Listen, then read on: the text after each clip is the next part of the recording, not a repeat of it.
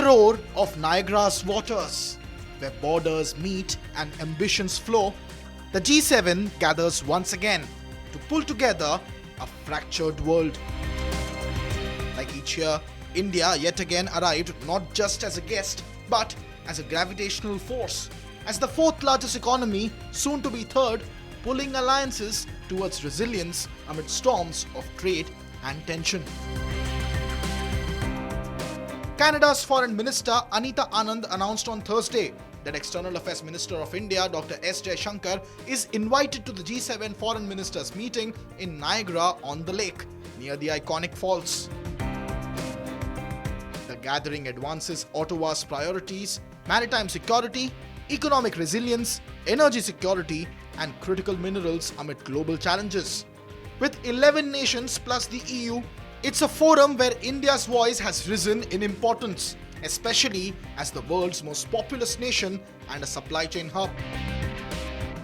There are certain countries that should be at the table for those discussions, and in my capacity as G7 chair, in consultation with others, some others, make those determinations.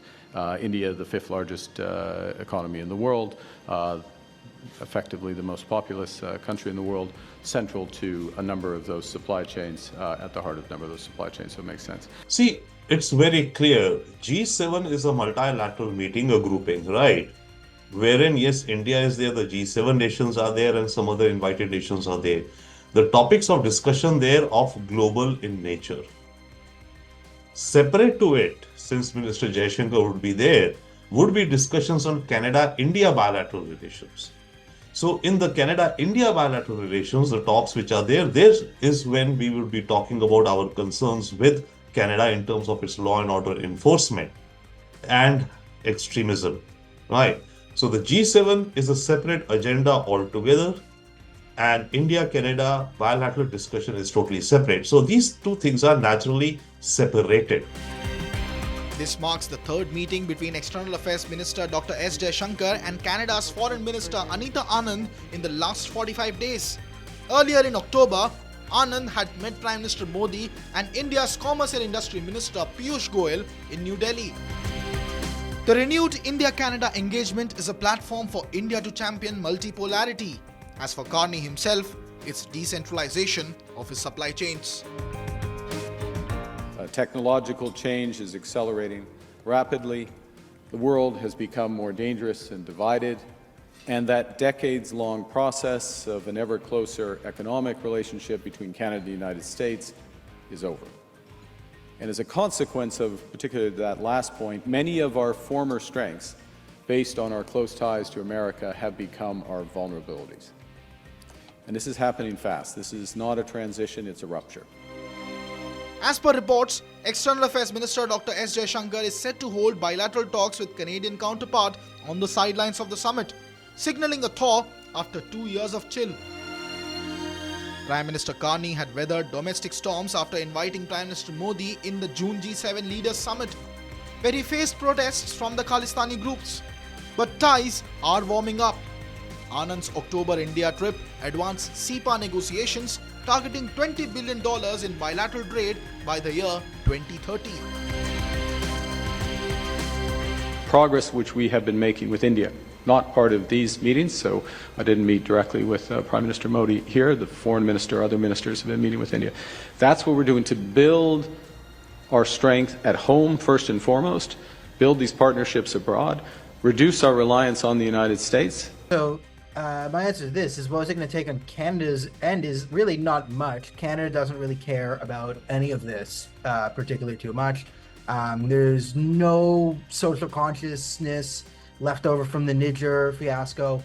Most of Canadian consciousness is actually pointed right at the Trump tariffs, and the Mark Carney's base is quite rabidly anti-American right now. So any deal framed as sticking it to America would do it. The only country that really cares about, terrorism and murder of Indian nationals is India. So as far as Canada is concerned, everything's fine and dandy. There's really no problem lasting on Canada's point of view. This engagement is significant as India has invited Prime Minister Carney to AI Impact Summit in February in New Delhi. A possible Modi-Carney meeting is also probable on the G20 sidelines in Johannesburg later this month.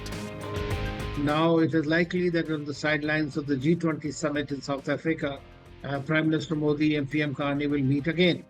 And therefore, it is very important, both in the context of the G7 as well as India-Canada relations. So when they can review exactly what are the issues between the relationship, how to iron out those differences through institutionalized mechanisms. And likewise in the G7, there are a lot of issues that are happening currently, and India has become virtually a permanent member of the G7 as well, because Prime Minister Modi himself has attended, I think, 11 or 12 times these summits. And therefore, this visit is important to take stock of the situation, especially with regard to the Middle East war, the Russia-Ukraine war, the other global challenges that are happening there, where Dr. Jaishankar will be able to exchange views with his counterparts. India isn't just invited to the G7, it's essential. As the fourth largest economy projected to be third by 2027, we anchor G7's discussions on resilience. Our 6.5% growth rate outstrips the G7's 1.8%, making us a counterweight in the global supply chains battle. One of the things that we're discussing this week as the G7 is how we can improve the resilience and security of our nations that share each other's values, so we are less reliant on imports from abroad, especially when you see the restrictions that China are now placing on some of their exports. China is definitely on the agenda of the G7 foreign ministers, and Beijing is closely watching.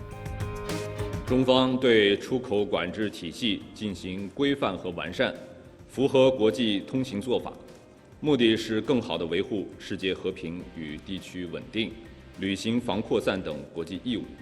我们敦促七国集团切实遵守市场经济原则和国际经贸规则，停止以小圈子规则破坏国际经贸秩序，共同维护世界经济稳定发展。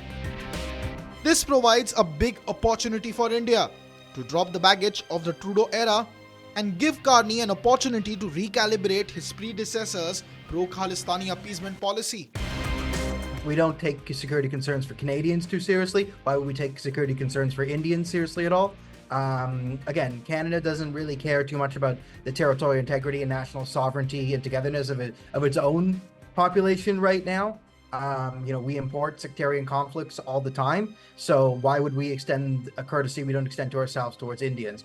Now, Mark Carney might be willing to sort of, let's be honest, we're talking about Khalistani separatism, targeting Indian diplomats on Canadian soil. It's gotten worse under Carney. They've escalated. They continue to escalate, right? They're now trying to dox and go to the personal residences of the Indian High Commission, and the Carney government is taking no real measures to stop it. From Niagara's cascades to Johannesburg's halls, External Affairs Dr. S. Jaishankar carries India's vision, a rising power at G7's core, bridging divide with strength and strategy. As G7 seeks delinking from China, India's partnership promises not just trade, but a balanced world order.